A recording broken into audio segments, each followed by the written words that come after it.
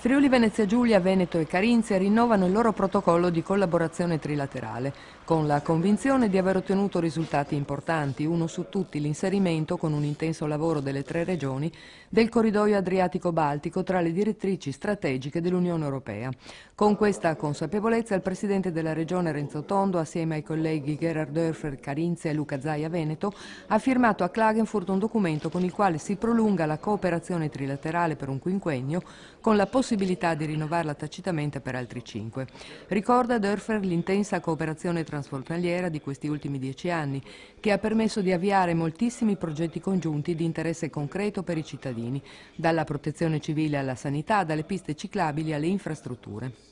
Il traguardo più importante, come detto, il corridoio Adriatico-Baltico. Su questo tema è stata annunciata un'importante iniziativa in programma a Trieste nella prossima primavera, un grande convegno per rilanciare il progetto al quale saranno presenti, accanto agli esponenti di più alto livello delle istituzioni comunitarie, quelli di tutti i paesi e regioni attraversati, da Helsinki all'Emilia-Romagna, da Venezia a Danzica.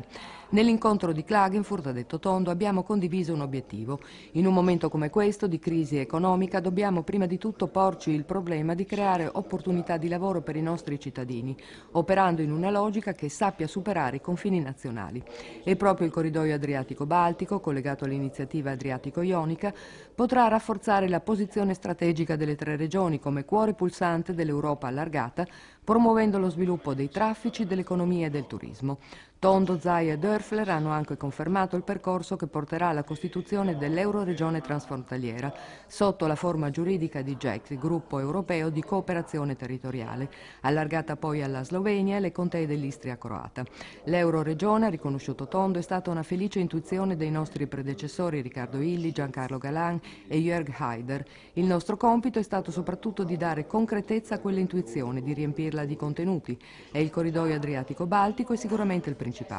Il gruppo europeo di cooperazione territoriale, ha concluso il Presidente, recupera infine il significato dell'esperienza storica di Alpe Adria, proiettandola nel contesto della nuova e più vasta Europa.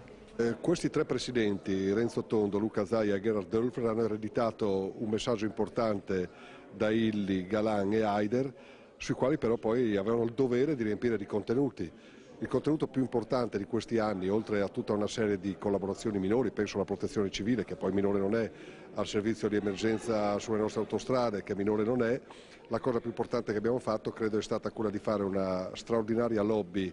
in Europa che ci ha consentito con Tajani, ma non solo, di far considerare centrale lo sviluppo del corridoio Adriatico-Baltico e quindi farsi inserire dall'Unione Europea questo corridoio come uno dei corridoi strategici per lo sviluppo dell'Europa. Questo è significativo e importantissimo perché creerà le condizioni perché queste tre regioni che sono centrali, che sono un po' il cuore dell'Europa, diventino un punto di riferimento dalla Polonia appunto all'Emilia Romagna, senza considerare che l'Alto Adriatico in questo punto diventa davvero un elemento di valore per tutti e quindi immagino per il futuro una dinamizzazione della nostra economia.